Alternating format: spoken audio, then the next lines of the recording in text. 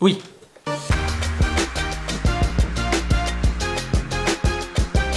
Bon, non, essayons d'être un peu sérieux. Nikita Mazepin, russe, 22 ans, rookie et probablement le pilote le plus détesté et moqué depuis très longtemps. Si on en croit la majorité des fans, observateurs et commentateurs, il serait incompétent, idiot, en décalage avec la Formule 1, dangereux, il ne ferait que spin sur la piste et il n'aurait rien à faire dans notre sport. Mais alors, qu'en est-il ? Pourquoi sommes-nous aussi sévères avec Mazepin? Est-ce mérité? Que vaut-il? Bref, Mazepin est-il vraiment si mauvais? La première chose qui lui est reprochée, c'est qu'il est accédé à la Formule 1 uniquement grâce à l'argent de son père. Cette affirmation quasi systématique est difficile à réfuter totalement. Sans les aides financières monstrueuses dont il a bénéficié depuis le début de sa carrière, il n'aurait sûrement jamais grimpé les échelons, en tout cas pas aussi rapidement et facilement, et une fois arrivé en Formule 2, il n'aurait pas pu monter en Formule 1 si son père n'était pas devenu le repreneur d'une écurie à la rue financièrement. Quand on connaît la difficulté que représentent l'argent et les sponsors pour les jeunes sportifs dans le sport auto, et qu'on voit la facilité avec laquelle Mazepin a pu évoluer, on se rend compte qu'il a été diablement aidé. Il y a d'ailleurs des signes qui ne trompent pas. En 2016, alors qu'il n'a jamais fait rien de mieux qu'une 12e place du général en Formule Renault et qu'il n'a que 17 ans, il effectue des tests avec Force India et restera 2 ans en tant que pilote réserve. Là clairement, il y a un truc qui cloche. Il effectuera aussi des tests en 2019 chez Mercedes, comme quoi c'est marrant de se moquer de Haas, mais il y a 2 ans, c'était Mercedes qui accueillait à bras ouverts l'échec de Papa Mazepin.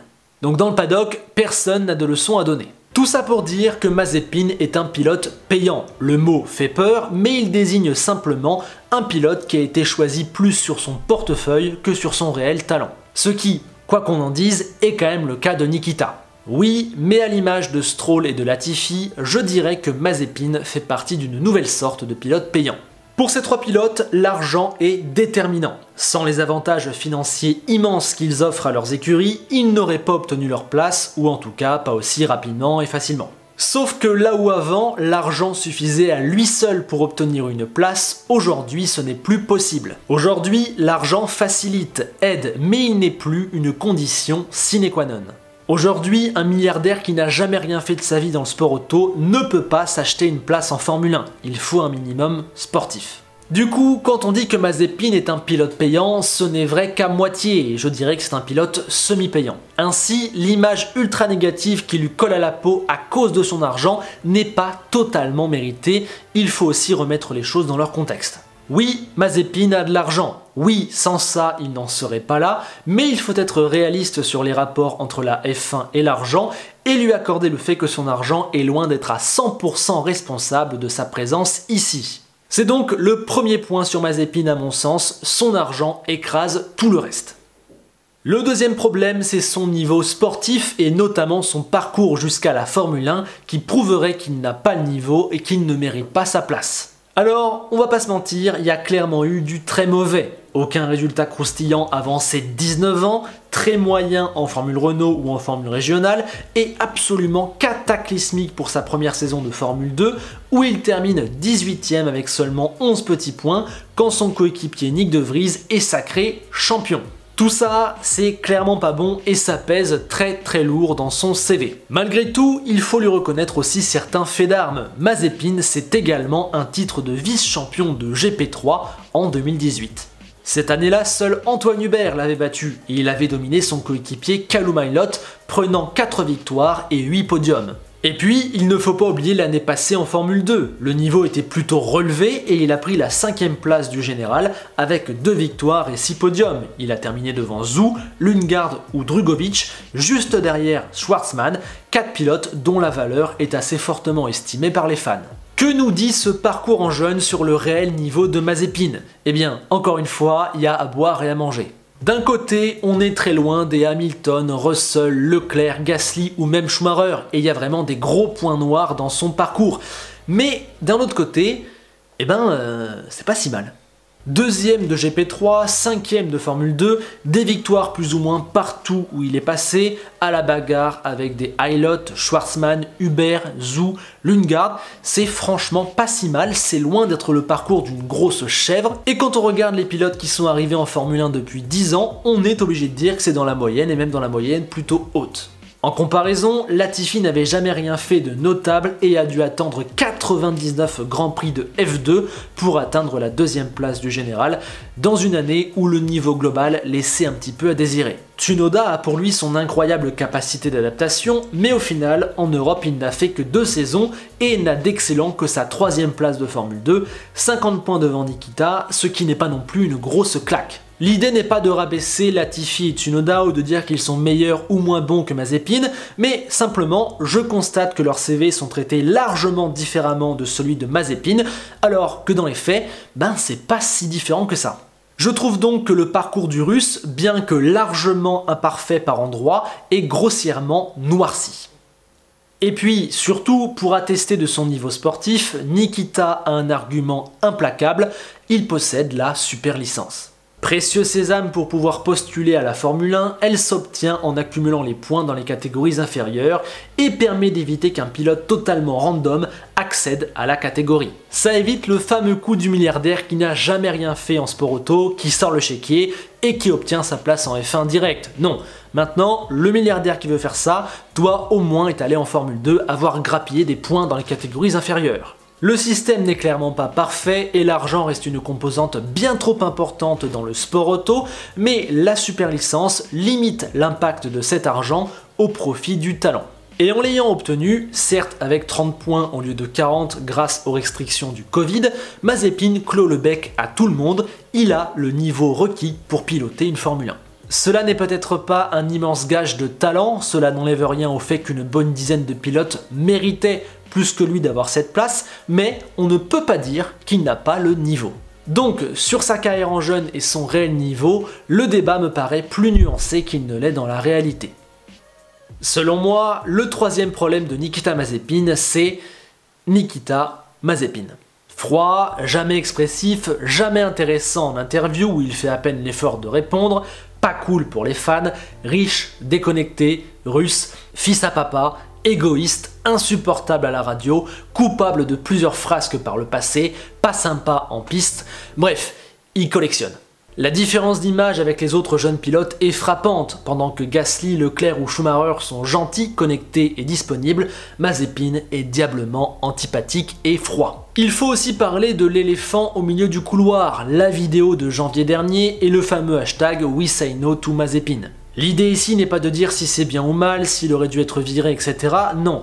L'idée ici, c'est de dire que ce scandale a une influence immense sur la manière dont il est perçu et traité. Certains l'ont cancel, d'autres ne veulent plus entendre parler de ce qu'il fait sur la piste et son image a pris un tel coup qu'il est désormais décrédibilisé. À cause de tout ça, Mazepin est détestable et détesté et ça prend une part immense dans les débats à son sujet. Et c'est là qu'on en arrive au quatrième problème selon moi, nous, les fans. À cause de sa personnalité, de nombreux défauts et de son parcours sportif, la plupart d'entre nous le détestent avant même qu'il ait pris le volant. Quoi qu'il fasse, il sera mal jugé car de base, on ne l'aime pas. On a parfaitement le droit de penser ce qu'on veut de l'homme, clairement, et il y a de très bonnes raisons d'être contre lui humainement. Mais force est de constater que ça a pris le pas sur ce qu'on pense de lui sportivement. Ce phénomène n'est ni nouveau ni exclusif à Mazepin, mais je trouve qu'il en est le symbole ultime. Il y a une hystérisation et une caricature de son cas extrême. L'appréciation personnelle de l'être humain me semble prendre trop de place au moment de juger le pilote. Cela mène à des situations comme le week-end dernier où tout le monde se moquait de lui par avance. On le voyait dans le mur ou dans la mer dès les premiers tours de roue. Au final, pendant que les 3 autres rookies à Monaco, Latifi, Tsunoda et Schumacher par 2 fois, ainsi qu'un double champion du monde, ont tapé les murs, Nikita a fait un des week-ends les plus propres de tout le plateau. Ainsi, le préjugement et le post-jugement qu'on fait des performances de Mazepin sont complètement faussés par l'avis négatif qui lui colle à la peau de base. Cet avis négatif de base, il ne l'a peut-être pas volé, mais on devrait, au moment de juger ses performances, le mettre de côté et voir ce qu'il fait sur la piste réalistement. Là, pour l'instant, on l'attend clairement avec un fusil braqué sur lui. Oui, vas-y, Oh, vas-y, roule. Ouais, vas-y, roule. Je te regarde là. Vas-y, roule. Vas-y, fais une erreur. Vas-y, fais une erreur. Et ça, je trouve ça dommage. Ça rejoint le fait que tous les pilotes aujourd'hui sont catalogués. Hamilton, c'est la diva. Max, il est agressif. Fernando Alonso, il est méchant. Et Mazepin, eh bien, il est nul. C'est Mazepin, il a rien à faire là, etc. etc. Là-dessus encore, je pense que son argent et sa personnalité faussent la perception réelle de ses performances. S'il était français, gentil et que son argent était beaucoup plus discret, eh bien on serait beaucoup plus sympa et indulgent avec lui. Et on en arrive au dernier point problématique, son début de saison. Et oui, vous allez me dire, c'est bien beau ce que tu racontes, mais regarde ce qu'il fait sur la piste cette année, c'est catastrophique. 3 spins en essai, 2 en qualif et un abandon ridicule au bout de 200 mètres à Bahreïn. 2 nouveaux spins grossiers dès la première séance à Imola, une gêne sur Giovinazzi en qualif et un Grand Prix passé à des années-lumière de son coéquipier avec en sprint un nouveau spin.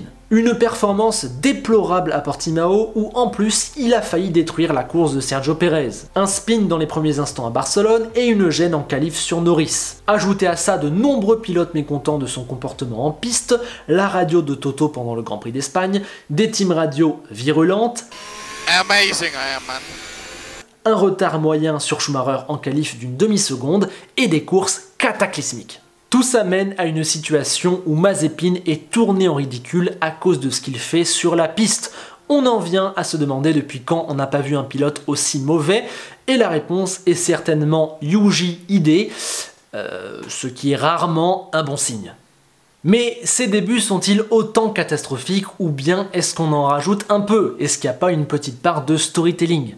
Et en vrai, il y a des arguments pour sauver son bilan. D'abord le fait qu'il n'est que rookie. Alors, la comparaison avec Schumacher, rookie lui aussi, fait très mal, notamment sur le rythme pur, que ce soit sur un tour ou sur tout un Grand Prix. Mais Mick fait aussi des erreurs et tout le monde ne s'adapte pas au même rythme. Un mauvais début ne peut pas assurer à 100% une suite de carrière catastrophique. Nombreux sont les exemples de très bons pilotes qui ont une adaptation lente, des débuts difficiles, des critiques au départ. Les adaptations et les déclics ne se font pas au même moment pour tout le monde.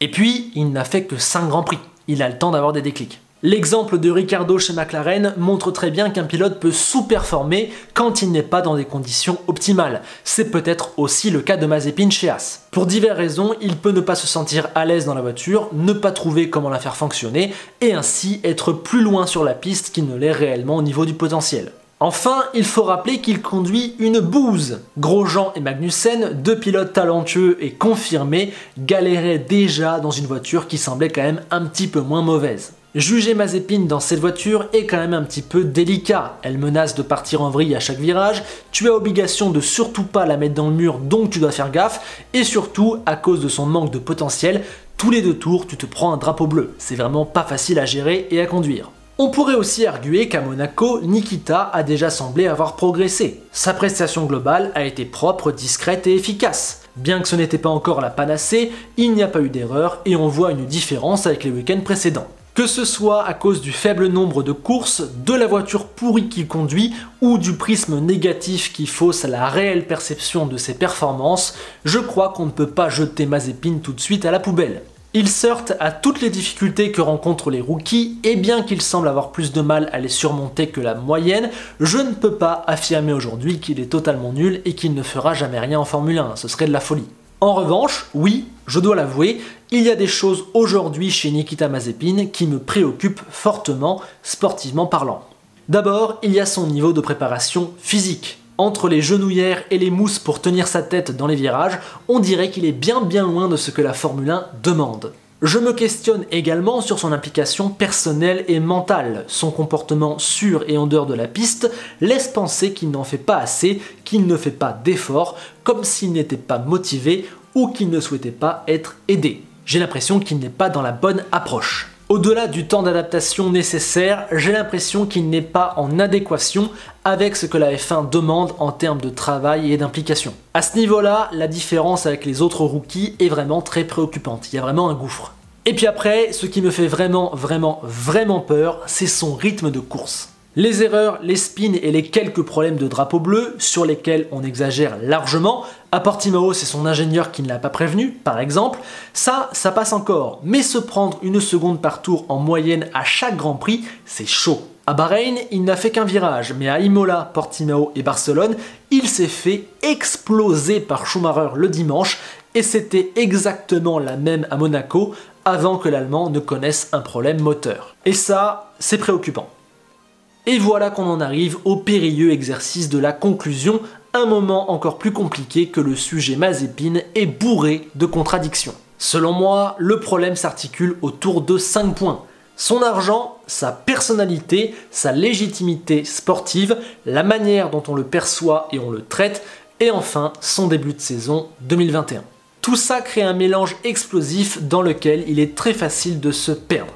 Le Russe souffre d'abord d'un problème de légitimité auprès des fans. Son niveau sportif est jugé largement insuffisant ou tout juste acceptable, et son argent ainsi que sa personnalité pourrissent totalement le débat. Dans une Formule 1 censée représenter l'élite avec seulement 20 places pour une quarantaine de candidats légitimes, sa titularisation fait tâche. Mais comme je l'ai expliqué, la réalité me paraît bien plus nuancée sur plein de points, même si effectivement il y a des choses plus préoccupantes que d'autres. En fait, le problème avec Mazepin, c'est qu'on est tout le temps dans le « oui mais ». Son argent est déterminant, oui, mais ça ne fait pas tout et il faut prendre du recul sur le sujet. Son niveau n'est pas assez bon, oui, clairement.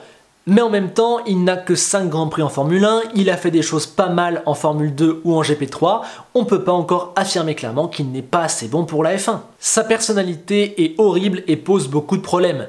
Oui, mais en même temps, il est aussi beaucoup trop caricaturé, ça devient impossible de discuter à son sujet. Son début de saison est horrible. Oui, mais peut-être pas autant qu'on le dit. Bref, vous voyez ce que je veux dire. Ce que je crois, personnellement, c'est qu'il vaut largement mieux que ce qu'en pense l'avis général. Il est très loin d'être une tanche. Son parcours en jeune est respectable, sa Haas est une bouse, il n'est que rookie et il surfe à un plateau exceptionnel. Mais en même temps, j'ai l'impression que ses limites et ses lacunes sont grandes, tant sur le plan du talent que sur la mobilisation de ses capacités. En tout cas, je vais avoir besoin de plus de temps pour l'enterrer totalement et j'espère qu'il va se donner les moyens de réussir. Concernant son arrivée en Formule 1, oui, si ça ne tenait qu'à moi, je ne l'aurais pas choisi, j'aurais pris une dizaine de pilotes avant lui et j'aurais préféré que l'argent ne soit pas le critère déterminant, mais en même temps, il y a des réalités économiques implacables. Ça ne me choque pas de le voir en Formule 1, pas du tout. Je parle au niveau sportivo-financier. Dans un monde normal où l'argent est moins important, où Haas n'aurait pas été autant à la dèche en Formule 1, Mazepin ne serait pas monté dans l'élite, il serait resté comme un plutôt bon jeune de Formule 2 et aurait fait une carrière acceptable dans d'autres catégories. Mais maintenant qu'il est là, je pense qu'il a le potentiel pour devenir un pilote correct, pas plus, pas moins. Pour moi, ce n'est certainement pas un Yuji Ide ou un Taki Inoue, non plus un Raghunathan ou un Deleda, loin de là, ce n'est même pas un Nissany. À mon sens, il vaut quand même mieux, c'est plutôt un Nasser, un Ericsson, un Hartley, peut-être un Latifi. Les comparaisons n'ont pas beaucoup de sens, mais vous voyez où je le situe, vous voyez ce que je veux dire.